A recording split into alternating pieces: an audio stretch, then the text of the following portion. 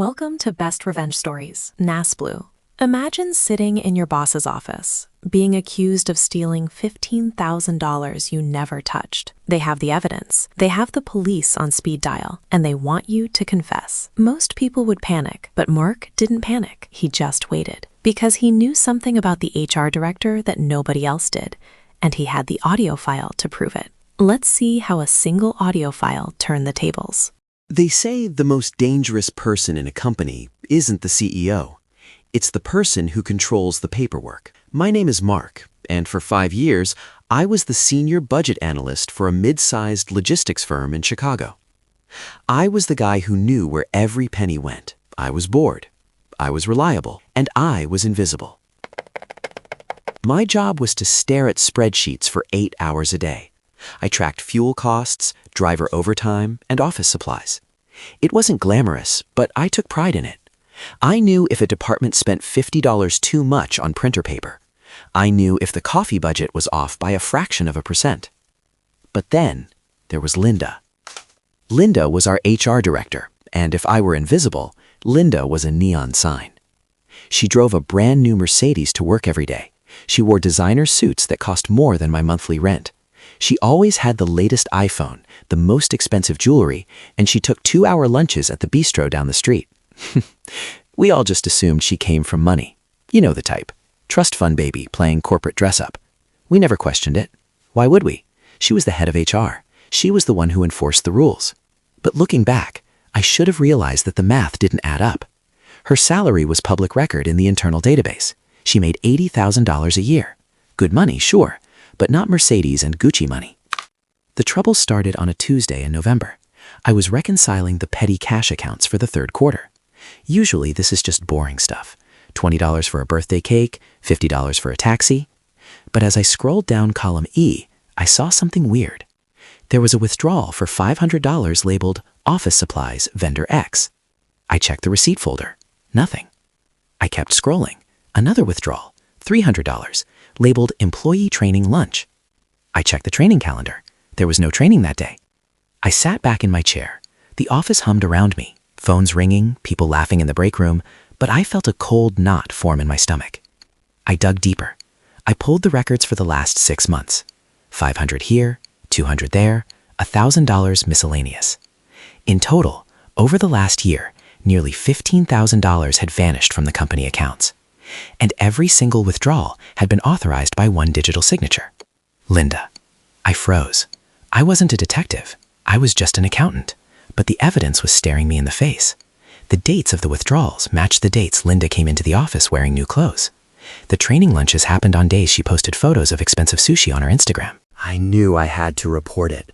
It was my job, but I also knew who Linda was. She was terrifying. She had fired the last guy who questioned her expense report.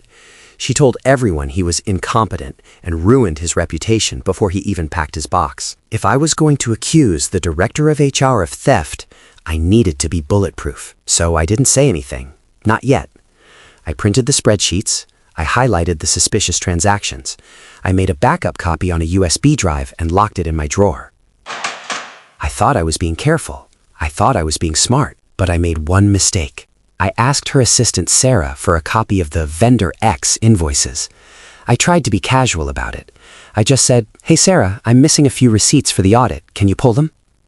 Sarah looked nervous. She said she'd ask Linda. That was the moment I put a target on my back. The next morning, I walked into the office and the atmosphere had changed. You know that feeling when you walk into a room and everyone stops talking? Linda was standing by my desk. She wasn't smiling. "Mark," she said. Her voice was too loud, too sharp. "My office, now." She didn't wait for me. She spun around on her expensive heels and marched away. I grabbed my notepad. My hands were shaking. I told myself to stay calm. Maybe she just has the receipts, I thought. Maybe this is a misunderstanding. But when I walked into her office, it wasn't just Linda. The door closing heavily. Sitting in the corner chair was Mr. Henderson, the CEO. Mr. Henderson was a good man, but he was old school. He trusted his managers, and he trusted Linda. "Sit down, Mark," Mr. Henderson said. He looked disappointed. I sat. The leather chair squeaked. Linda didn't sit. She paced behind her desk, looking like a predator circling a wounded animal. "Mark," she started, her voice trembling with fake emotion. I am so shocked. I didn't want to believe it when Sarah told me." I frowned. "Told you what?" Linda slammed a file folder onto the desk. "Don't play dumb," she snapped. "We know what you've been doing. We know you've been skimming from the petty cash fund." I blinked. My brain stopped working for a second. "What?" $15,000, Mark," Linda shouted. She pointed a manicured finger at my face. "Over the last year. We found the altered spreadsheets on your computer. You've been transferring the money to a shell vendor and deleting the records." I couldn't breathe. She wasn't just denying her own theft. She was pinning it on me. I stammered. "Mr. Henderson, that's not true. I was the one investigating the missing money. I found the discrepancies yesterday." Linda laughed. It was a cruel, high-pitched sound. "Oh, please. You investigated it because Sarah caught you asking about the invoices. You're trying to cover your tracks. We have the logs, Mark. We have your digital signature on every transfer." My blood ran cold. She must have access to the admin override. She had used my digital ID to approve the transfers retroactively. She had framed me perfectly. Mr. Henderson looked at me. "Mark, is this true? Did you take the money?" "No," I said, my voice rising. "Sir, check the bank routing numbers. The money didn't go to me." "We will," Linda interrupted. "But right now, the internal audit proves it was you. And frankly, Mark, I am disgusted. Stealing from the company that gave you a job?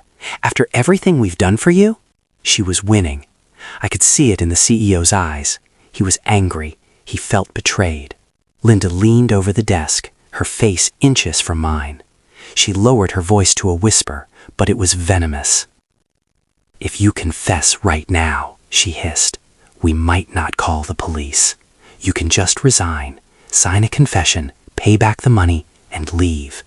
If you don't, I will make sure you go to jail for embezzlement. You will never work in finance again." I looked at the CEO. He was waiting for my answer. I looked at Linda. She was smirking, a tiny, triumphant smirk. She thought she had me. She thought I was the quiet, boring accountant who would crumble under pressure. She thought I would sign anything just to escape the room. But she forgot one thing. I read the employee handbook, and I read the Illinois state statutes. I took a deep breath. My hands stopped shaking. "Mr. Henderson," I said calmly, "before I say anything, I need to ask Linda a question." Linda rolled her eyes. "This isn't a debate, Mark." "Just one question," I said. I turned to her. "Linda, last Friday, at 4:30 p.m., did you have a conversation with Sarah in the break room about the Vendor X account?" Linda froze. Her eyes flickered. "I don't know what you're talking about," she said quickly, "and it's irrelevant." "It's very relevant," I said. I reached into my pocket. "Because last Friday, I was working late. I was in the supply closet fixing the inventory list. The supply closet shares a wall with the break room. The vent is very thin." I pulled out my phone. Linda's face went pale. "What is that?" "In our state," I said, looking directly at the CEO. "We have a one-party consent law for audio recordings if there is no reasonable expectation of privacy. The break room is a public space, and when I heard you mention the missing money, I hit record." "You can't do that," Linda screamed. She lunged for the phone. "That's illegal. Give me that." Mr. Henderson stood up. "Sit down, Linda," he barked. His voice was like thunder. Linda stopped. She was breathing hard, looking wild. I pressed play. Static noise, then a clear audio recording plays. "He's too stupid to notice, Sarah.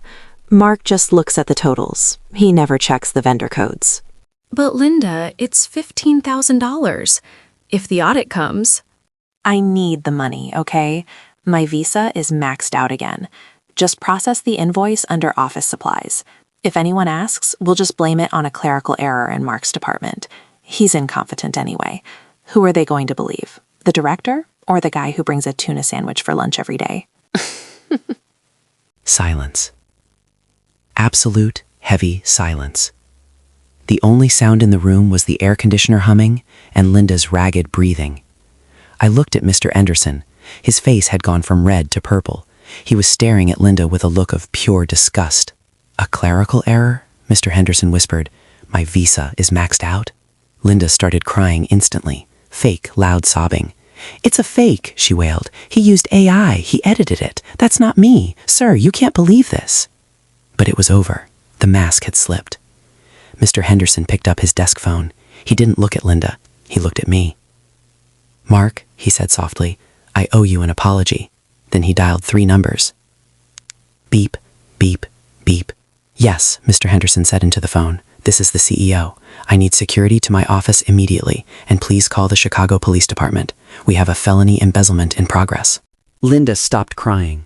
She screamed, "You can't do this! I've been here for 10 years! It was a loan! I was going to pay it back!" She tried to run for the door, but Mr. Henderson stood in her way. "You tried to frame an innocent man," he said, his voice cold as ice. "You tried to ruin his life to pay for your shoes. You aren't going home, Linda. You're going to a cell." Sirens wailing in the distance, getting closer. 10 minutes later, 2 police officers walked into the office. The entire staff was watching. People were standing on their chairs to get a better look. They put Linda in handcuffs right there in the hallway. As they walked her out, she looked at me one last time. Her makeup was running. Her expensive suit was wrinkled. She didn't look like a director anymore. She just looked like a thief. She didn't say anything. She just looked down at the floor. After the police left, Mr. Henderson called a company-wide meeting. He explained everything. He cleared my name in front of everyone. Then he turned to me. "Mark," he said, "we need a new HR director, someone who actually understands integrity, someone who pays attention to the details." I didn't take the HR job. I liked numbers more than people, but I did take the promotion to Chief Financial Officer. And the first thing I did? I audited the entire company. We found another $5,000 Linda had stolen for travel expenses. We sued her for every penny. She lost her house, she lost her Mercedes, and last I heard, she was working the night shift at a warehouse, scanning boxes. I still bring a tuna sandwich to work sometimes, but now I eat it in the corner office. The lesson here isn't just about stealing. It's about underestimating the quiet people. Linda thought I was weak because I was quiet. She didn't realize that when you're quiet, you hear everything. Thank you for watching. Here is the real question for you guys. Did Linda deserve to go to prison for $15,000, or was losing her job enough punishment? Let me know your verdict in the comments. And remember to like and subscribe for more stories of justice served cold. See you in the next one.